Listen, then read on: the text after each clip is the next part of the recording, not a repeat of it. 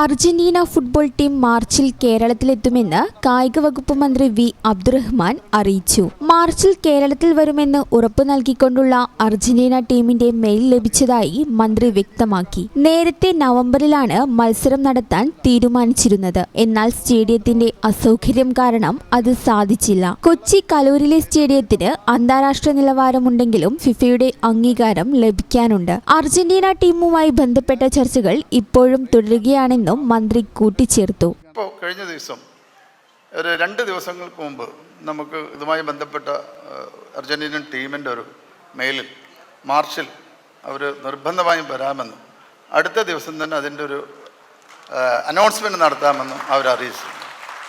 സത്യത്തിൽ ഇതിൽ നമ്മുടെ പൊതുസമൂഹവും കായിക പ്രേമികളും പ്രത്യേകിച്ച് ഫുട്ബോൾ പ്രേമികളൊക്കെ തന്നെ അറിയേണ്ടത് ഇത് രാഷ്ട്രീയമായിട്ടുള്ള ഒരു തർക്കത്തിനുള്ള വേദിയായിട്ടല്ല ഞങ്ങൾ കണ്ടത്. ഞങ്ങൾ കേരളത്തിലെ കായിക മേഖലയിലുണ്ടായിട്ടുള്ള മാറ്റങ്ങളിൽ പുതിയ കാലത്തിനനുസരിച്ചിട്ടുള്ള സംവിധാനങ്ങളെ കൊണ്ടുവരേണ്ടത്.